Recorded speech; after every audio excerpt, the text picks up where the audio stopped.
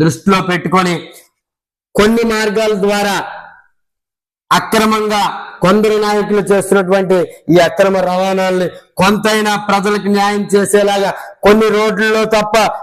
కొన్ని రోడ్లలో వాటిని నిషేధించేలాగా చర్యలు తీసుకొని ప్రజల కోసం పనిచేసే ప్రజాప్రతినిధులుగా ఉండాలని మరొకసారి అందరినీ కోరుకుంటూ మీ ఆలోచన మీ అనుగుణంగా ప్రజల్ని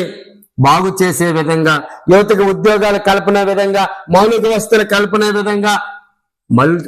ఏదైతే ప్రభుత్వం తీసుకువచ్చిన పథకాలను ప్రజలకు అందవేసే దిశగా ఉండాలి తప్ప వేరే అక్రమాలు, భూ కబ్జాలు, దందాలు చేసే దిశగా, మీ పగ ప్రతీకారాలు తీర్చే దిశగా ఉండకూడదని తెలియజేసుకుంటూ ప్రజల కోసం అనునిత్యం పనిచేసే ప్రజా సమస్యల కోసం పోరాడుతున్న